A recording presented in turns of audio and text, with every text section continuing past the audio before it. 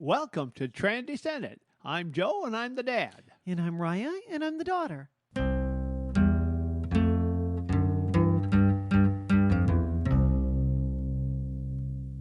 And this is Transcendent. Today we're talking about a list that, as we were preparing this, got a little difficult for me. We're talking about 15 things your LGBTQ friend or family member will not tell you. Wow. Pretty powerful. Some of these are things that we won't tell you because they're hard for us to talk about. And some of them are things that we won't tell you because we don't think about them ourselves, but you're going to discover as this comes out, as we go on. One of the things I will tell you that as we were preparing this, we talked about things that I might not tell you. And then, Raya, you said, well, those are things that I might not tell you. So it's going both ways this time, and there are reactions on both ends. So, number one on the list, I don't expect you to understand what I've been through. Especially at the beginning, and even now, there will be times where I'll tell my story, and you may not fully understand what I'm feeling. We all have that as humans, don't we? That we go through a time where I can't really understand what you're going through because your story is completely different from anything that I've been through. How true is that?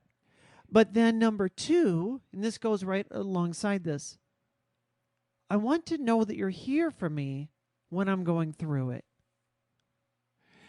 That means looking back on the past isn't something that I can experience or can really relate to what happened to you.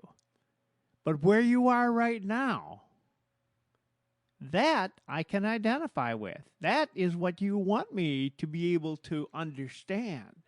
I think they talk sometimes about the difference between empathy and sympathy. That empathy means that you are entering into my experience and you are experiencing my emotions vicariously. I don't expect that you're going to be able to do that. My experience is so foreign to anything that you would go through because you've never once thought about the kinds of things that drove me to transition. That just is never going to be on your radar. But I do ask you to sympathize with me. You might not understand those feelings, but I just want you to understand that I have them and to stand with me through them. So we're saying things you might not tell someone, but you want them to understand it. That's a little difficult for me to understand. Let's go through that again. You want me to understand what you're going through, but you don't expect me to understand the history. I think I would say I don't expect you to understand why I'm feeling how I feel. But I do hope that you will recognize how I feel and stand with me through it. I think I can connect with that. I think once I know what you've been through and we get to the next stage, you've transitioned.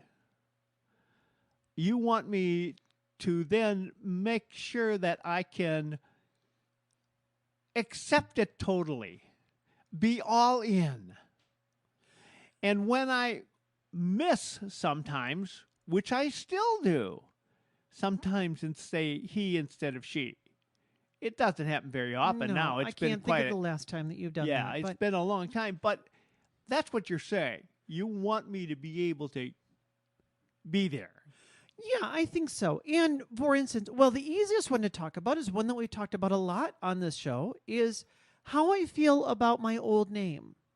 Yes. I don't expect you to understand why that makes me feel how I do. And in fact, it has come up in our conversations that it's actually really nuanced. that there are certain situations where I have no problem hearing my old name, and there's certain times where it's really, really hurtful.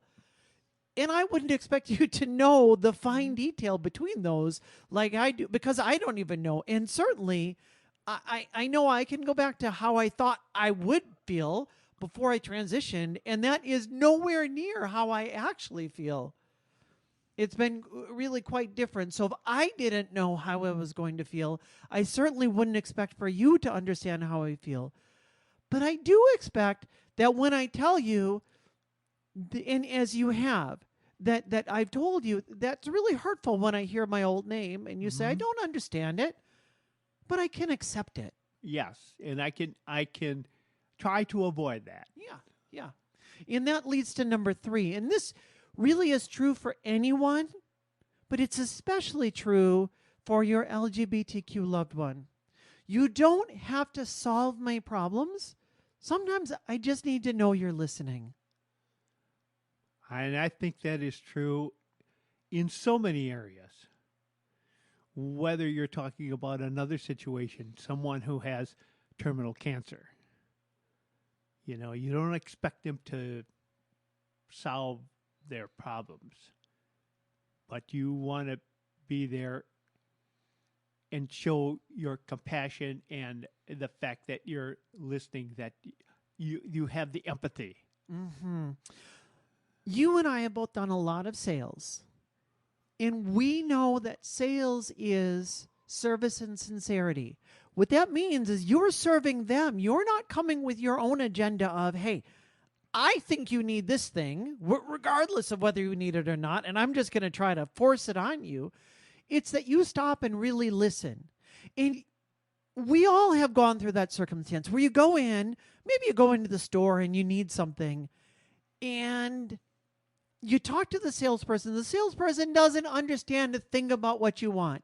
They know what they think you want, and they try to sell you on this thing that has all of these bells and whistles that you don't need, and it doesn't do the main thing that you wanted it to do. And what you want them to do is just slow down and ask what you want. But when you find a salesperson that stops and slows down and says, I'm not going to try to sell you something you don't need. I just want to listen to you. Tell me what you need. So then I can see if I can come up with something that's going to fit your needs. You feel like, wow, you're really here to help me. You're not just here to try to make a buck.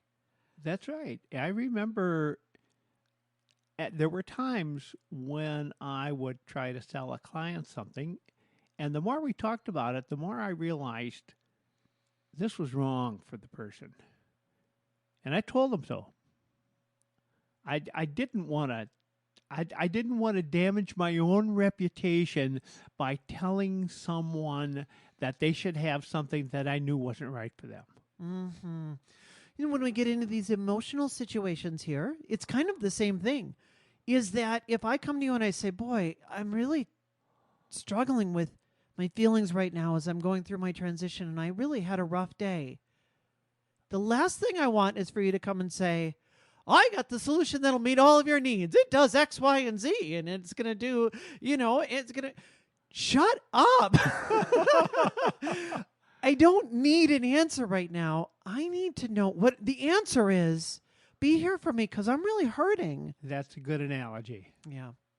Yes, and we can keep that in mind with all of our relationships with everyone in all situations. Number 4. And this one is particular to transgender people, but I think it probably applies to others as well. But I struggle with feeling like my gender presentation is good enough. And I don't want to tell you that. I feel like I'm trying so hard. And this is not just unique to me. I know that there's a lot of trans people that when we get behind closed doors, we'll talk about this.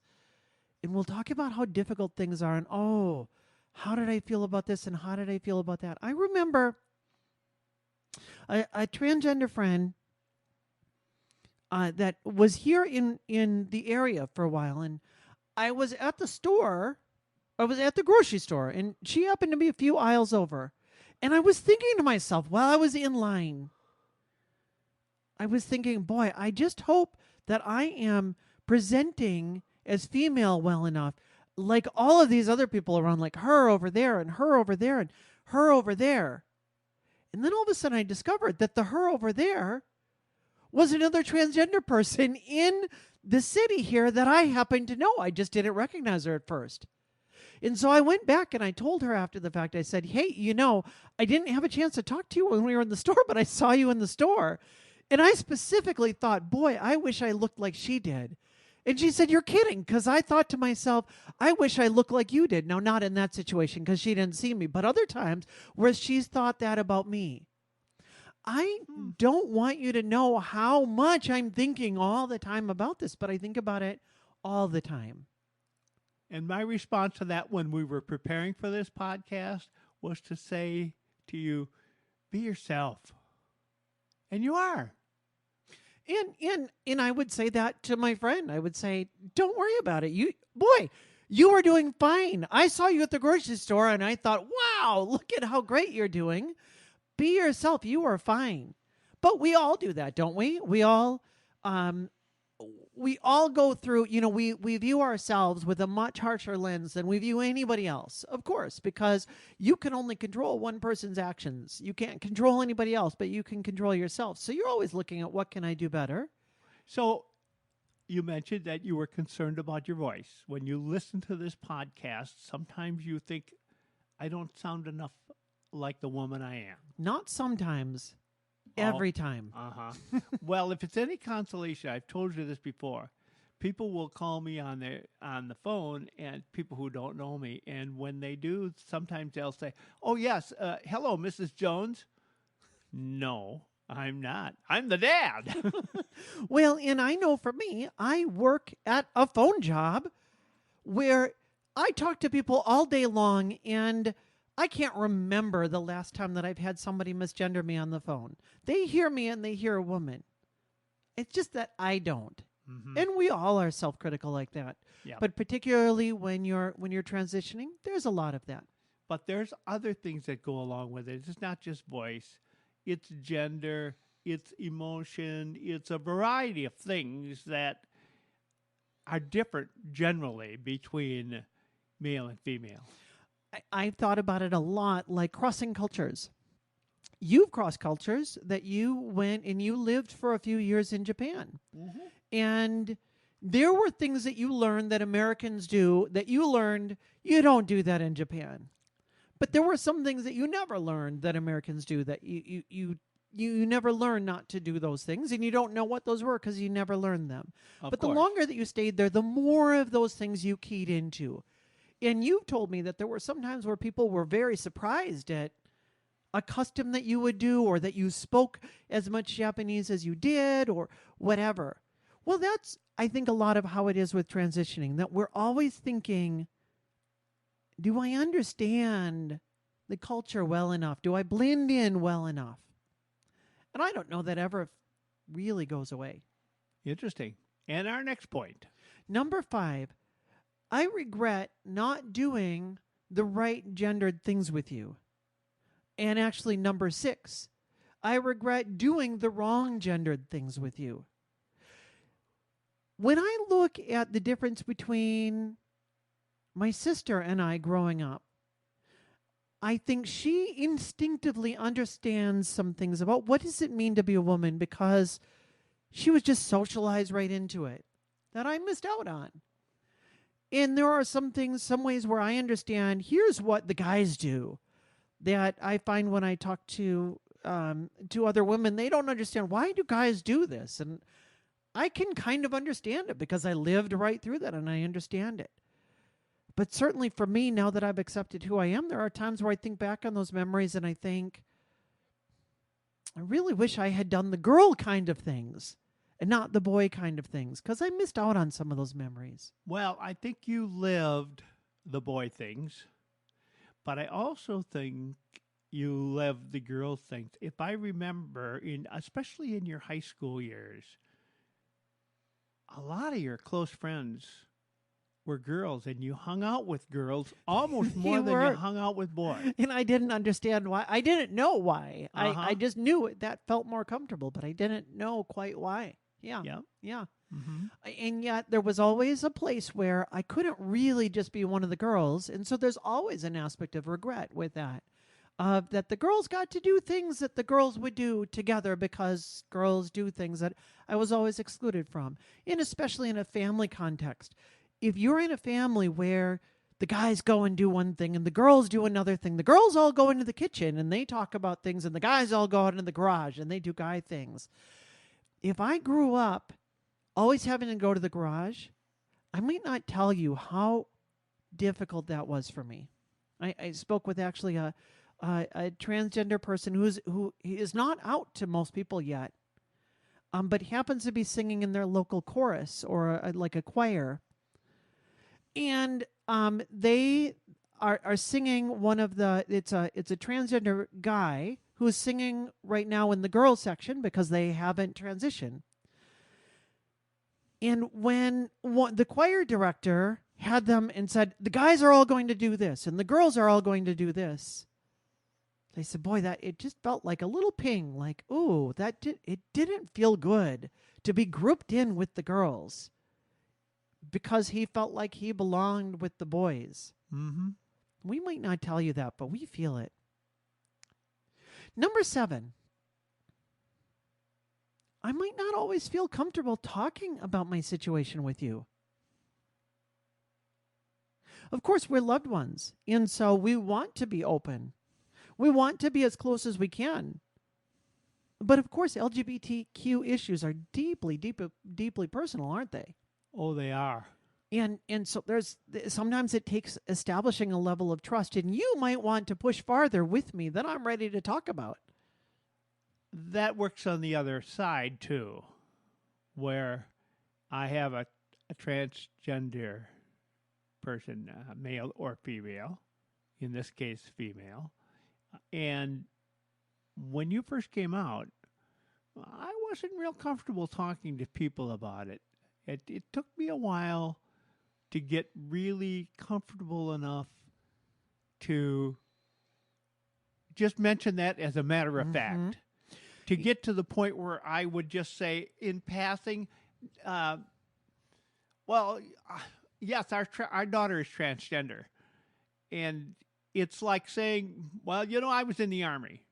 I mean, so what? It's just another fact, another thing about me. Instead of, well, I really didn't want anybody to know, but we have a transgender daughter. And that the comments you were making really bothered me. And I'd have to force myself to say that in the beginning because I knew what they already thought. And so now I'm putting myself on the other side. But if I have to choose a side, I'll choose yours. Thank you. That's what we all need to hear. That's what I need to hear. And that's what we all need to hear when we're in this. And that actually leads right into number 8. And this is one we won't tell you, not because we're hiding it from you, but because we don't know to tell you. And that is, I don't always understand how profound my coming out is for you. When we're coming out, we are so concerned with our internal struggle.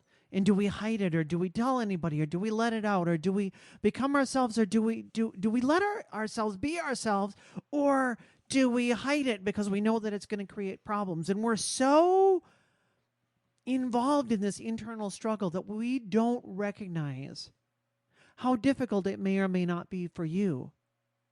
And you did have some struggles with it now it's not so much anymore, but to start with. Sure I did. It took me a while to be comfortable with it. In fact, looking back at it now, I would say it took me a couple of years to be comfortable with it.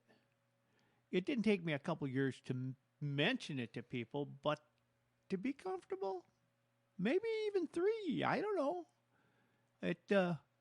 I'm not sure if I became comfortable with it until we actually started this podcast. I don't know. I'm just saying, as an example. By the way, listener out there, we have been working on this podcast for almost 2 years now. In fact, it is 2 years. It is. Yes, It's we 2 started... years. Even though for you, we just started a few months ago because there was a lot of preparation in this and a lot of work, and we're not where we want to be yet. We're not enough. And you Number said enough. Number 9. Expect to be frustrated by closed-minded people when I come up in the conversation. Yes. I would not tell you that because I didn't know to tell you that. Mm-hmm. I'm very used to closed-minded people that I might encounter. I remember encountering somebody on the subway when I was in Chicago, or the L, I guess, when I was in Chicago, that this was early on in the first year or two, he clocked me, he recognized that I was trans, and he very intentionally made sure to call me sir quite loudly as he was walking past me on the train. I remember know. you told me that Oh story. yeah, that bothered me. Of course it did. It would bother anyone. Mm-hmm. But I didn't expect that you would encounter closed-minded people and that you would have your own set of frustrations in dealing with those people. People who are closed-minded, especially unintentionally closed-minded, are the people that I can be frustrated with, but because I know it's unintentional, I don't react. But that doesn't mean it doesn't frustrate me. I gave you an example earlier as we were preparing for this, when someone mentioned that I had in a conversation with a bunch of us, someone mentioned that our daughter was transgender, and my first comment was that I accepted it right away. My first thought was either I accept it or I lose them. There's no choice.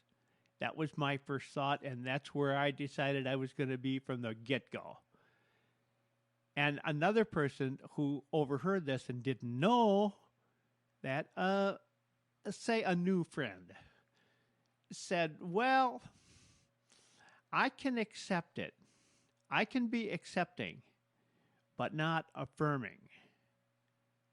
To me, that was an offensive comment.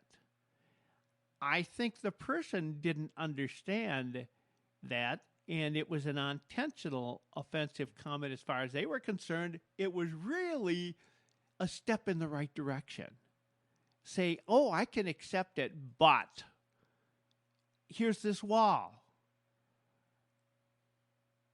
And now I can look at that, and even though it offended me, I do realize that is one step in the right direction. Instead of seeing it as something that's putting me off, I can stop and say, well, there is room here for a meeting of the minds. There is room here to move.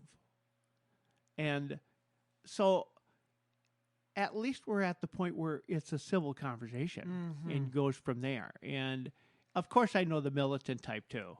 On both sides, by the way. There are those people who are so militant that they're way out there as far as where they think I ought to be with LGBTQ. And there are people on there who are way out on the other side thinking where I ought to be. Number 10, things that your LGBTQ family member or friend will not tell you. Some of your questions sound kind of dumb. In the beginning, especially. These might be not just questions, but maybe some of the things that you say to me. In actually using your own story just now. So now you're in that situation. Well, when we are first transitioning or first coming out, you may be asking us something that years from now you'll understand why that was kind of a silly thing to say. Mm-hmm. And I might not tell you that. Generally, the person that's coming out is going to react one of two ways. Either we're going to, maybe one of three ways. Either we're going to learn how to just suck it up because we know that talking to you about it, you're probably not going to understand. Or we might be really good at figuring out how to have a difficult conversation with you and tell you, that question that you asked really, I know you meant to be affirming, but it really wasn't very affirming. Or we might end up feeling more distant, and it might be hard. And those are things that happen in any human relationship. We all go through things like that, but they're just amplified when we get to LGBTQ issues. Sometimes you'll have that same kind of issue in a completely different setting. Pregnant women often get uh, hit with questions that are really pretty dumb. Or just, yeah, really intrusive and all kinds Exactly. of things. Yeah, yeah. Do Uh, you know who the father is? Number 11. Sometimes I feel like you stereotype me. Every LGBTQ person goes through this. Probably any person that can be typed goes through that feeling of being stereotyped. And nobody likes to feel like they're pushed into a box and told, I know how you behave, and it's like everybody else that's like you. hmm I heard an interesting story about this, and I don't remember where I heard it. It might be on another podcast that I had, but it was somebody who decided to tell people what your political views were based on what was in your refrigerator. And so they went to various houses and they opened the refrigerator and looked in there. And they thought, well, if all of this is health food and all of these organic things, and then you're probably liberal. And they open another one, and here's frozen pizzas and beer. And you're probably conservative. And they found out after doing this, they were wrong a lot more than they thought they were wrong, which is really interesting. That is an interesting study. I like Yeah. that. I like to hear that. Number 12. You know, it's okay to laugh about my situation sometimes. There's a lot that's funny about this. I just don't want you laughing at me. It's okay to laugh with me. And in fact, lots of times when there's a difficult situation, the best thing you can do is find ways to make light out of it. Just, I want you laughing with me, not at me. Like I mentioned, when I was on the school board, sometimes we'd get some really heavy issues we would discuss, and oftentimes it would be because there were people attending the school board meeting who were very opinionated on one side or the other. Whether we should have all-day kindergarten or whether we should have half-day kindergarten, a variety of issues like that. And sometimes conversations would get heated. And when they did, as a school board member, every once in a while I'd find an opening and I'd throw in a one-liner. And it worked. More often than not, it would really take the tension down a lot, and it would kind of bring it back to the reality of what are we talking about here? It's not really life and death, you know. When things get the worst, when things are the heaviest, that's when we need laughter the most. That's how we make it through those things. What number are we on here? Number 13. I don't want you to try to make sense out of me. There's not a why for why am I going through this. I don't want you to try to put it into your story or manipulate it so that this was always God's will or this was always a thing that was. Just let me live. Don't make sense out of who I am and just let me be. And the same goes for me.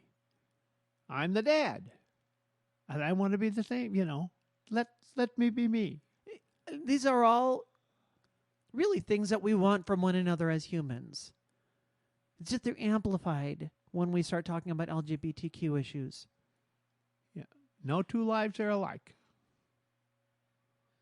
Number 14 is one that I didn't tell you because I didn't know this one.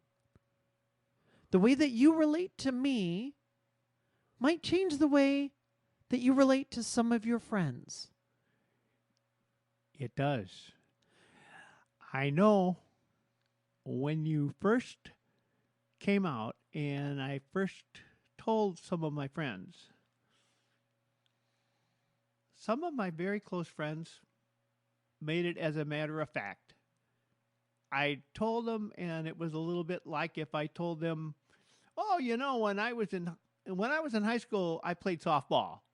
Oh, okay. It was a non-issue. And those friends today are still very close. And I had other close friends that maybe didn't react negatively, but I sensed it. I sensed that this wasn't something that they could accept very easily. We're maybe not as close now. And I'm not saying they're not friends. I'm not saying that I've shunned them. I'm not even saying that they've reacted toward me differently. But there is a definite difference in the relationship now. You were able to be more in sync with them beforehand, and now you're a little more out of sync than where you were beforehand. And it could have gone the other way. And this point works both ways. That the way that you relate to me in a negative way could have increased the way that you dealt with those people. Whichever way it is, how you relate to me will impact the way that you relate to others. And there's just no way around that. No, so if it was difficult for me to accept your coming out, and I told my friends, and it was difficult for them, we'd probably be closer. I think so. They would be there for you to support you as you learned how to deal with me while you were accepting but not affirming. I would be out there singing my particular song, and they would be singing the high harmony. And that would be how it would be. And we surround ourselves with people who are like us, people who think like us. That isn't always good. It keeps you from being open-minded and seeing the other side. Mm-hmm. And we as humans don't always sing in harmony with ourselves. And Right. that is number 15. I'm not going to tell you this. And in fact, as we plan this one, this point number 15 is the hardest one for me to say even now in this list. But I struggle with my own internalized transphobia or homophobia. It's easy to assume that we've just got it all figured out, and I went through my own internal struggle and it all came out, and now I'm all happy and everything is easy. But there are times where I think I haven't earned this enough, or I'm not, back to the I'm not enough. And that if I'm not enough, then somehow I'm not as legitimate, or people shouldn't accept me. Again, we all do this as humans, but when you put it into the context of LGBTQ issues, we can sometimes be the hardest critic of ourselves. Mm-hmm. And I'm not going to tell you that because that's hard for me to even admit to myself. So those are 15 things that your LGBTQ friend or family member is not going to tell you. What did you think? Did you learn some things? Are there some insight that you got into your own relationship? We would love to hear about it. You can email us, trandescendant@gmail.com. And we'll be back again next week with another exciting topic. Unless you can shoot a topic to us that's even more exciting, we'll take yours.